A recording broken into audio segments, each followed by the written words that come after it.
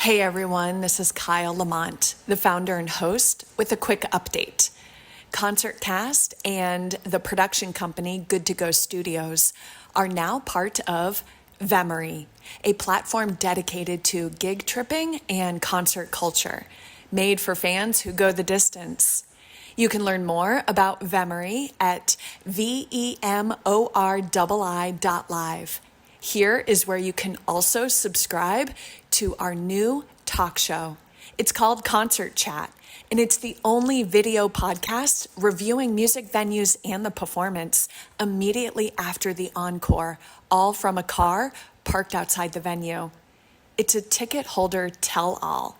But now, for the origins of Vemory, Concertcast, the only immersive travel podcast recorded from on the road and inside the music venue. Thank you so much for listening, and I'll see you out there. You're road tripping to America's best music venues with Kyle Lamont. On this episode, we're in Ellsworth, the capital of Downeast, Maine, and the start of our salty venue venture through Lamont's hometown stomping grounds. Concertcast the podcast is an audio atlas filled with music maps, conversations, and discoveries to help you navigate America's soundscape and tune into every state's live music scene. Concert culture is travel-centric, and every venue has a voice. So let us go and listen.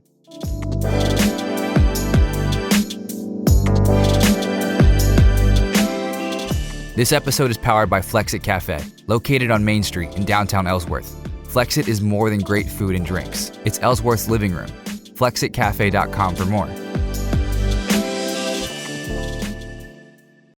Music regenerates memories, and I believe that driving on hometown roads has the same effect. There's a great associative, symbolic sense to music and sound in general. And memory is connected to our emotive states. Therefore, certain music will trigger certain feelings or certain associations.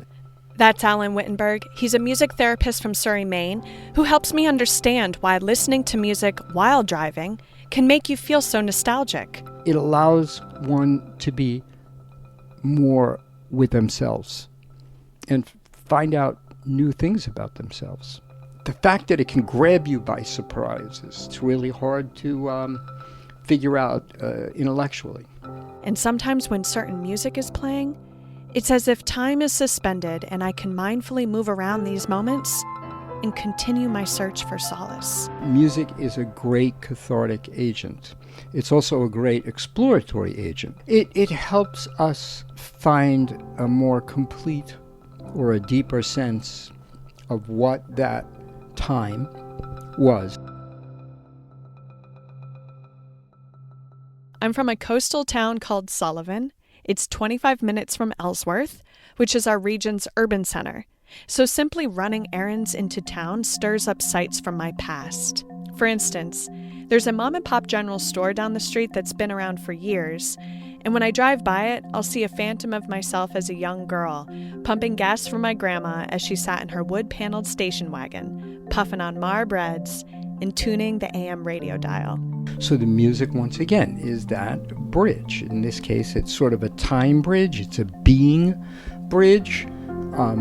If you're stuck in conflicts you had in that time, the music can help you reconnect with it and retouch it and re-explore it. Now that I'm back home, some places still look familiar, but I'm also finding new spaces, hearing new sounds, and making new memories. I'm Kyle Lamont, and you're not about to meet my family, but rather drive around hometown roads with me to meet up with friends and colleagues, Lobstermen and artists, musicians and music venue owners who are all part of making Downeast, Maine more than just a beautiful place to visit, but a destination for live music. And we'll find no peace until we reach the lucky coast of freedom down. You're listening to Bold Coast Bandits by Machias, Maine songsters Fremont String Band. Their album, Dirigo, named after our state's motto and means I direct, is more like a colorful songbook, rich with oral descriptions of our region known as Downeast. which is an old maritime term used by sailors traveling up Maine's eastern seaboard between Boston and Canada. Southwest winds propelled vessels forward, which meant you had to go downwind to get north. Ironic, right? Well, today, that same mentality can be said about touring bands driving up Maine's rocky coastline in search of a place to play. And Ellsworth has gone from a no-name town to a notable stop. The band is headlining at Fogtown Brewing in Ellsworth, a new music venue and community art space. You know what they're doing? They've got all the sound set up. They got the lights, they got the sound, they got the beer. They've got a really great space. That's Michael. He's one of the guitarists in the band who we'll be hanging out with later. And we'll find no peace until we reach the rocky coastal freedom of Downeast. And we'll find no peace until we reach the rocky coastal freedom of Downeast. Depending on stops you make along the way, it's about an hour drive from Belfast to Ellsworth. On this stretch of Route 1, roadside attractions are just a little bit more extra, so it's completely normal to point at and read out loud every single sign you see for a local business, boatyard, or restaurant. Crossing the Union River onto Main Street in Ellsworth, you immediately notice how quaint this town is. Red brick and Victorian-style houses, the spire at City Hall visible on a hilltop. Take away the cars and you can almost picture how this town looked 100 years ago. We have a really special relationship with this Main Street, and that it needs to be and remain protected. It's really important that we don't demolish any of these buildings and that we're historically protecting the architecture that's here. That's Cara Romano. She's the executive director of Heart of Ellsworth, and also a bona fide jewelry designer and small business owner who will be chatting with more. Ellsworth has always been a place on the way to somewhere else. It's only a 30-minute drive to Mount Desert Island. In the summer, you can spot travelers stopping for gas and groceries on their way to Acadia National Park, or to make a pit stop before heading to Canada. But as of late, the city has turned a major cultural corner and is no longer a town to drive through, but now a hub for art and adventure in Hancock County. Downeast, Maine can be very isolating. It can be, houses can be very few and far between. And Ellsworth is sort of that hub. And I feel that as we work to grow more and more as a community and more businesses start coming in and we start to increase the amount of activity here in downtown, that this space is going to grow in population. And I do believe that in 5 years' time that this downtown is going to look very full. When you arrive in Ellsworth, take a right onto Water Street and head to the riverfront where you can park and explore. Walk to Rooster Brothers for a fresh cup of coffee, and then wander around to scope out all the cute stores. Make sure to check out the library and City Hall. Both buildings boast beautiful New England architecture with great views of the river and town. You'll walk by the Grand, a historic theater built in 1938 with beautiful Art Deco architecture and an eye-catching marquee. It's home to local theater productions, movies, and occasional concerts. Across the street is a building known as JB Atlantic. The brick facade with enormous bay windows is a neck-turner. Built in 1939, it was once a five-and-dime store. It's been unoccupied since 2016, but far from vacant. Today, it's being reclaimed as an event space and used more and more for live music. Well, I grew up here in Ellsworth. And my mom would take me down here when it was J.J. Newberry's. It was like a old school department store kind of thing, and there was a soda fountain area on one side. We'd come down here, and I was just a little guy, 5, 6, 7, 8 years old. She'd bring my brother and I down here. We'd eat root beer floats and have ice cream and stuff in here while she did shopping. It was pretty cool. So did you ever think that you'd be rocking out in here? Never thought it in a million years. No, it's a whole different game, but it's kind of cool. Very happy to be doing it. We just heard from Brian Spencer, owner of Wallace Events and the bassist in the band called Whoopee Cat. We'll be chatting with him as well to hear how he worked with the Heart of Ellsworth to transform the building into a music venue for the night. Keep it here. We'll be right back.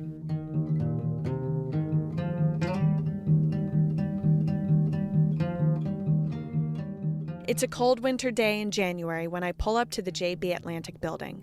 Remnants of the holidays linger in the front windows, but more prominent now is a sign for a rock and roll concert featuring a band called Whoopie Cat. I see Romano inside, and she's telling me to go around the back. When I walk in, it's hard not to feel wowed by the space, mainly because it's a blank canvas full of possibility. There's original wood floor, gorgeous ceilings, and memories abound. When I was a kid, this was a furniture and art store, and while my parents shopped, my sister and I would play hide and seek. So let's talk about Heart of Ellsworth. Our organization is somewhat in charge of working with the city, working with the Chamber of Commerce, and other nonprofit entities in Downeast, Maine to bolster downtown Ellsworth and to have this area be a vibrant year-round community. Romano grew up in a tiny town called Goldsboro, which is about 45 minutes from Ellsworth. She's lived and worked in Brooklyn and Philadelphia as a jewelry artist.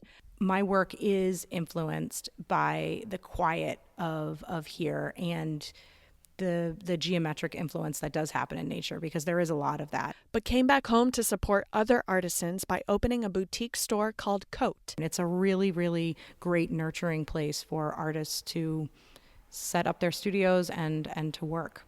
She thoughtfully selects really cool crafts, home goods, jewelry, and more. And her passion for the arts is what inspires her vision for the Heart of Ellsworth, which is to bring the community together through culture. And utilizing the JB Atlantic building for events like Taste of Ellsworth, a local foodie experience, Art of Ellsworth, an extension of the Maine Craft Weekend, and a cider and cheese festival, she's able to do just that. The building also caught the attention of Brian Spencer. You know, it's wintertime, it's January, there's nothing to do in Ellsworth, and this beautiful space is here, so let's start selling some tickets, and let's try to sell this thing out and try to take care of some great causes and give everyone a fun time. So it's taken us about a week to transform it, but it's all happened, and the thing's sold out, and it's a really cool night. So. And when it comes to repurposing a space, he has a unique perspective. I see everything from a topical view, tables, dance floors, drape, bars, whatever's going to hardware would drop into that room to make it function for whatever kind of event, and my head does that everywhere I go. So I'm already seeing it. By the time I get back to my office, I'm getting in a computer, I've already seen it. When you walk into an old building, are you really mindful of a place having personality? Yeah, absolutely. And I mean, this place to me has a lot of personality, and I feel it's better than just a white boxed-in room. You know, we have the brick walls. We can create whatever lighting you want to have, and you can basically make the room whatever you want. You got the old hardwood floors. I think it's very important to keep the personality of the building. That's Brian's wife, business partner, and lead singer of Whoopie Cat, Sarah Spencer. How would you describe Downeast, Maine's music scene? Different, eclectic things that are really great and amazing that are starting to really show their heads. The hard part is, so many great musicians are here, but there is nowhere to play. You know, we need venues like this to give people a chance to play so they can get out and be seen. I feel like we've had a whole bunch of new younger people that have moved to town, especially with the Jackson Lab opening up and changing, and we need to do something to keep them here and not have them go to Bangor or go to Bar Harbor every time just to find something to do. It would be so great if every single weekend you could come to Ellsworth and know you'd see music somewhere. And you still can't every week. But we're working on it. Yeah. We're working on it. And the perks of owning an event company means that you're fully loaded with bells and whistles. The room was completely overhauled into what felt like a rock club. There was a raised stage, walls of Marshall amps, a lighting truss, lasers, haze, insane. They even had an LED drum kit.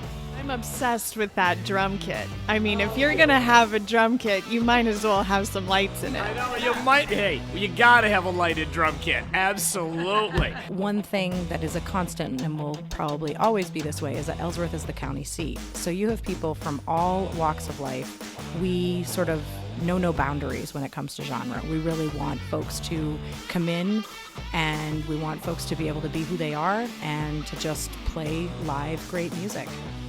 Up next, we head to Fogtown Brewing Company, Ellsworth's newest music venue. Carol Leonard's brave and beautiful memoir is now a podcast. From Good to Go Studios, Bad Beaver Tales. Stories on love, and life in Downeast, Maine. Subscribe to Bad Beaver Tales, the podcast, on iTunes and Spotify.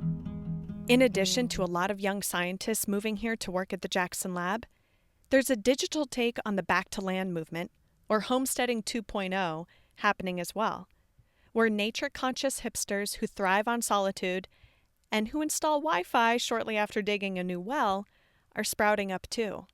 In his study for the MIT Tech Review titled The Hipster Effect, Jonathan Tubal found that efforts to reject the mainstream merely result in a new conformity, a counterintuitive phenomenon in which people who oppose mainstream culture all end up looking the same.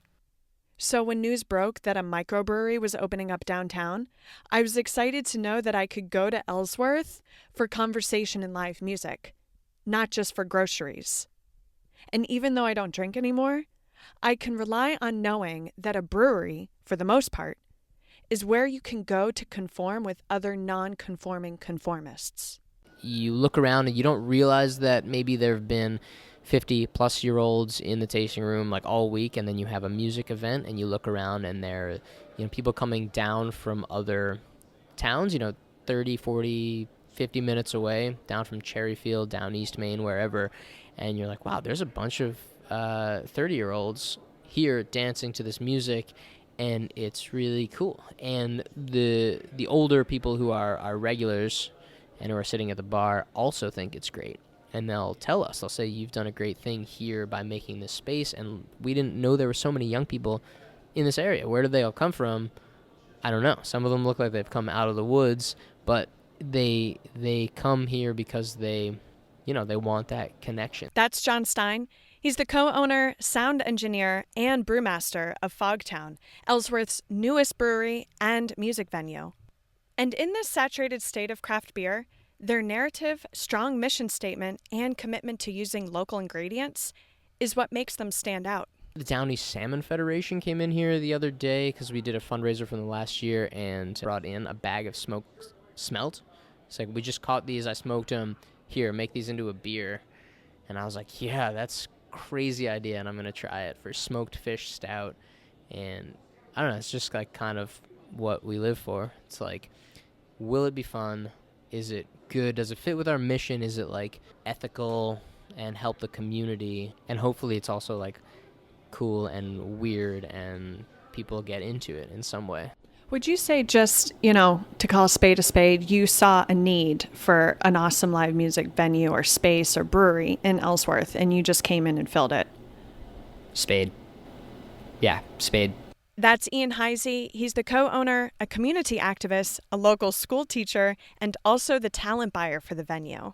It's a lot of things. It's a community space, for one. And so we knew that Ellsworth lacked a good place to see live music. There's also no brewery, so that helped. We make everything here in the same venue that we have the live music, which we should talk about that. Remind me to run to ask that question, because I think that the music affects the beer, but we'll get into that later. Music affects the beer? Well, what were we just talking about? I feel like we were on a good train of like... This is a cool train. How have you noticed that the music has affected the beer? I mean, it's not it's nothing scientific. It's just an intuition thing. But I think that if we're continuously playing good music to the yeast, they're going to be more efficient, or the actual structure and the taste of the beer is going to be different. Now, for a lesson on Fogtown history. This building it's been a lot of things. Shipping and receiving building from the river to the railway, and I believe they moved a lot of lumber and other building supplies out of it, because Ellsworth, we're talking, so early 1900s and 1920s, was still very much a logging and industrial town. A lot of lumber came out of Ellsworth. There's a printing press called Borealis Press that made greeting cards. They used to build the sets from the Grand Theater and then they just walk them or truck them down the street. Previous owners have come by. One in particular, Matt Strong, who used to own this building when there was like a telephone parts manufacturing something going on in here.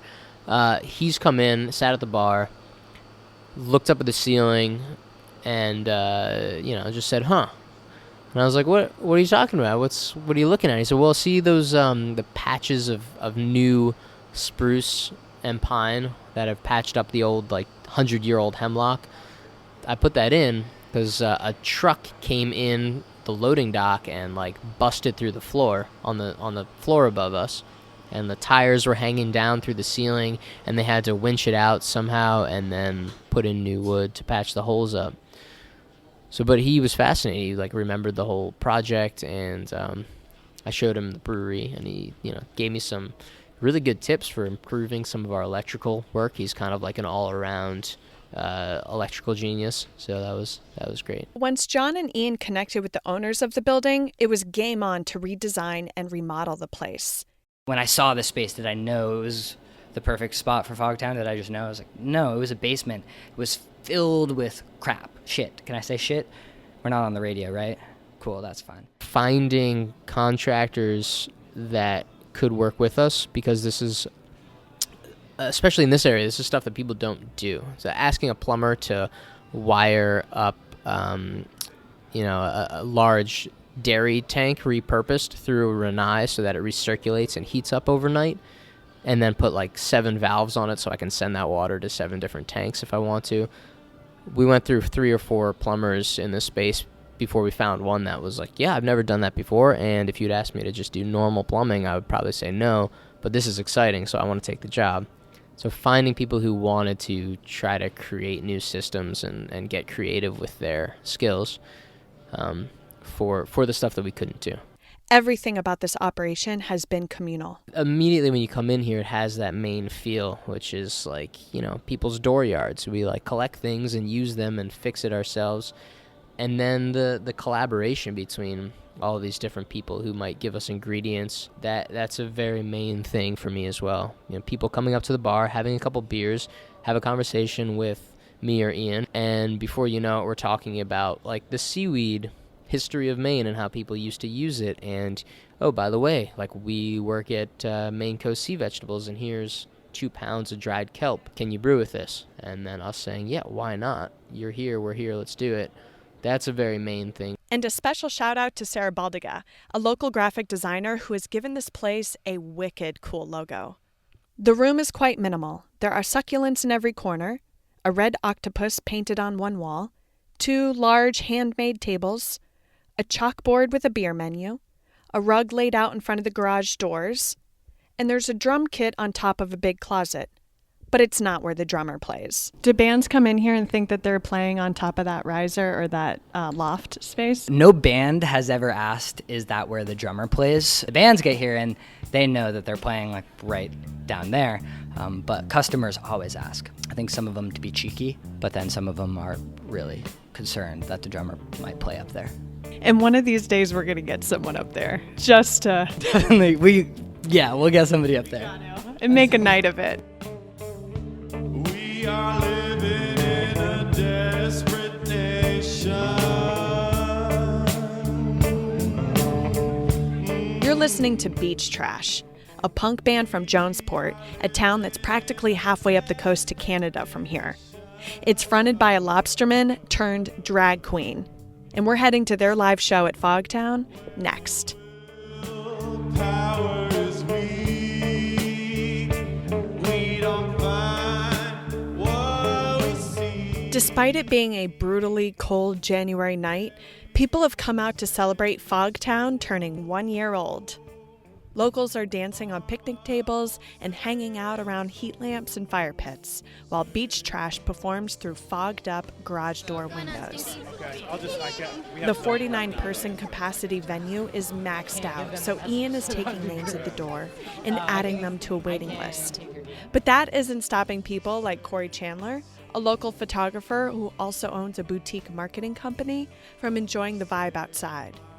Downtown Ellsworth, like it kind of feels like a real downtown with the food truck and the lights and like the little fire pits and the live music, I mean, growing up here, we would not expect this. Never.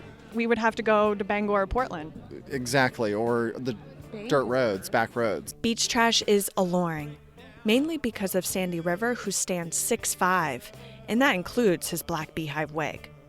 He's wearing a polka dot bikini made out of bottle caps, an aquamarine blue skirt so tight I'm afraid if he sneezes it will rip, black fishnets, and strappy silver heels. The band's persona is a departure from regional roots music, and they sound like Joy Division meets The Doors, moody and poetic. At first, you do feel like gawking, a spectator of sorts.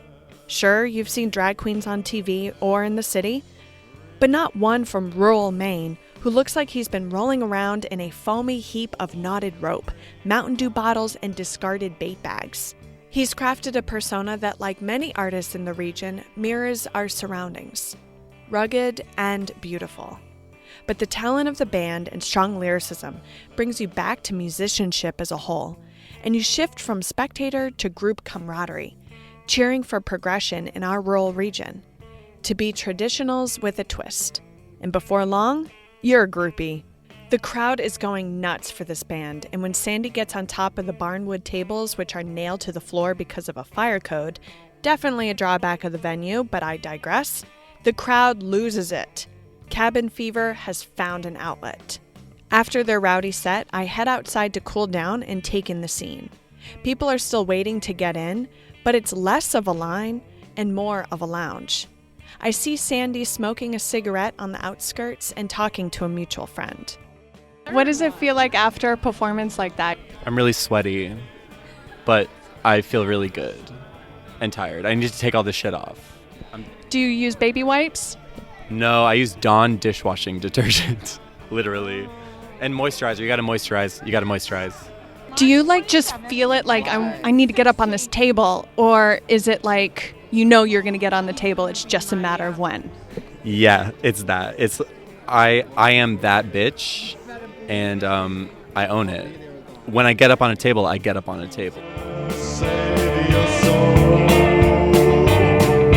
I will save your soul. Save your soul.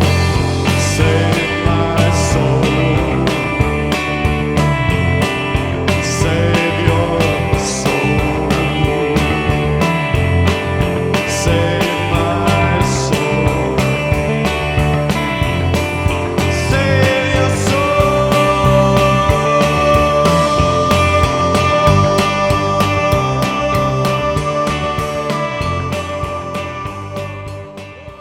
He excuses himself to change clothes and take off his makeup, and I roam around the yard and get to talking to Aaron, the bassist of Beach Trash, who's standing near a heat lamp. I love your bass. Oh, thanks. Thanks a lot. It's like a teardrop shape. Yeah, I like the semi-hollow body, the violin shape. It's a lot of resonation in it. It really projects, you know. You're having so much fun. That's what we try and do. I'm wondering how the whole drag thing came up. I think it's always been something that he's played with, but certainly this gives him the avenue to do that, the stage to do it on. You know.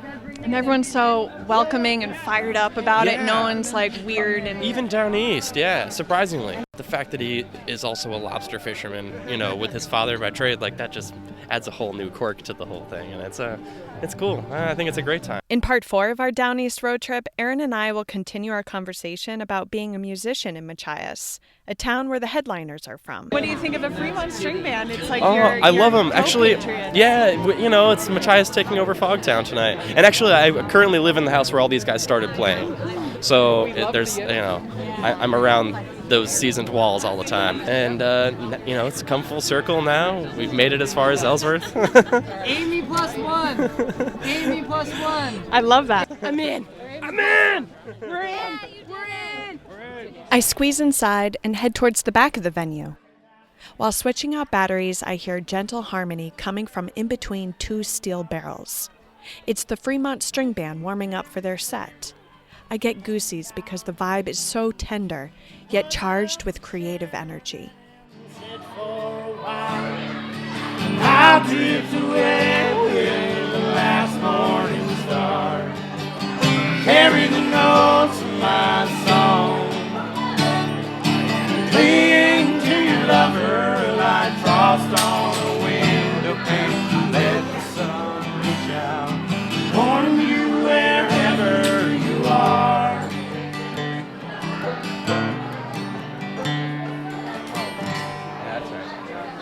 What if we ended on that tonight. So do you guys do sound checks normally like this in a huddle in the back of a brewery?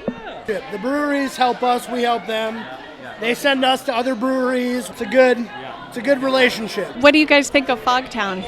Love Fogtown. Quite a place. Yeah, they've been good partners to work with. We I think we've got a list of like our top places to play, and I think fighting for like the top place on our list is Fogtown and Lubbock Brewing Company. Both of them are wonderful to play at. Lots of great crowds, lots of local color. It's just a lot of fun. We really enjoy it. Both of them feel like home.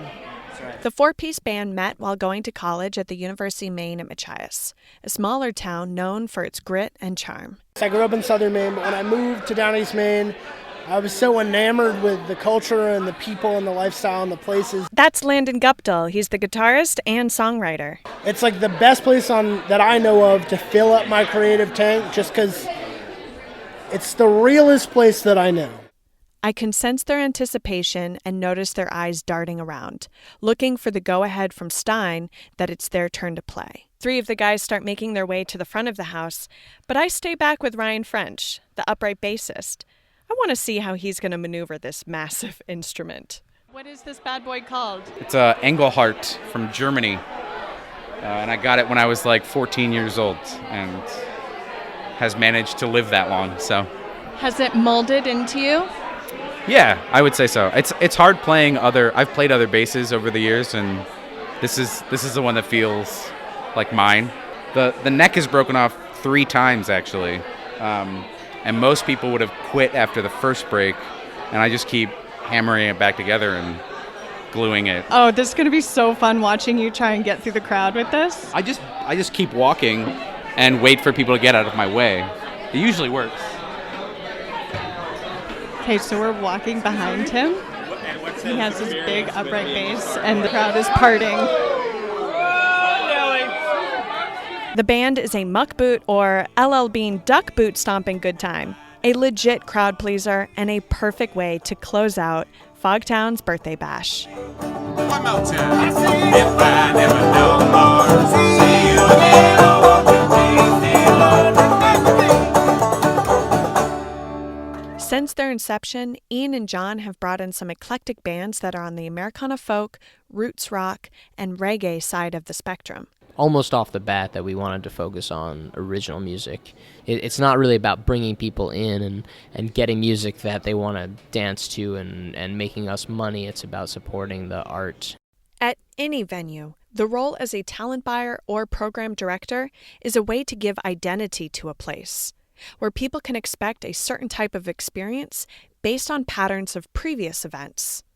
According to David Byrne in his book, How Music Works, this is how a scene can develop, where people come to the venue just to hang out, even if you don't know who's playing. And I think this is what's happening at Fogtown, where people are driving out of their way for a night because they can expect a good time based on its reputation. And when you look at the bigger picture, between Heart of Ellsworth and Fogtown's intentional efforts, Ellsworth is shifting. Maine in general is, I think, a really exciting place, and live music in Ellsworth, I'm hoping it's on its way. We've always been focused on taking care of the musicians that come in and having them be sort of the main event of that night. They're not just background noise. They're an interesting piece of art to appreciate while you're here.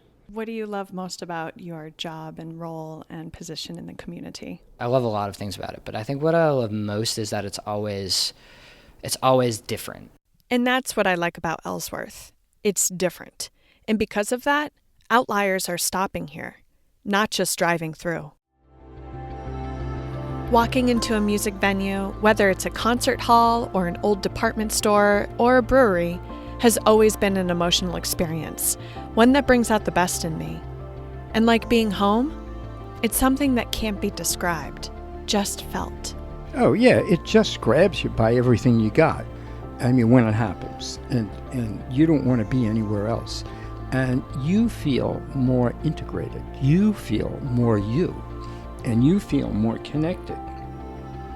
And I think we live for moments like that. I think from the time we're born to the time we die, we all want to be heard and understood. And music really is a gift. You know, in the end, it's just a gift in our life experience. Grab dinner and an acoustic show at Finn's, or eat at Serendib for authentic Sri Lankan food, or Provender for a taste of what you would typically find in a bigger city. For places to stay, stalwarts like the Ramada and Comfort Inn are in town, and plenty of local Airbnbs, but we do see a cool opportunity for a boutique hotel to open up downtown. Just saying. Next episode, we take you to Mount Desert Island and explore Rodick Street, aka Music Row and Bar Harbor, and then head to Southwest Harbor to hang out with Ryan Blotnick, an award-winning film composer. Subscribe, rate, and review ConcertCast on your podcast app of choice. Type in concertcast.live for a music-centric itinerary and to learn how you can be part of the show. This has been a Good To Go Studios production created by Kyle Lamont and made in Ellsworth, Maine. Special thanks to Mark Tuckashan, our resident mastermind, Robert O. Young Roos Lee for his songs Drainpipe Dreams and Young Love, Max Hauptman, our story editor and engineer, Flexit Cafe, Heart of Ellsworth, Wallace Events, Fogtown Brewing Company, Beach Trash, Fremont String Band, and to Pepper Little, Abby Rock Jessamine, Corey Chandler, Amy Charlie, Emma Teamy, Keely Rose, Cara Romano, Jesse Kudo, and thank you for listening.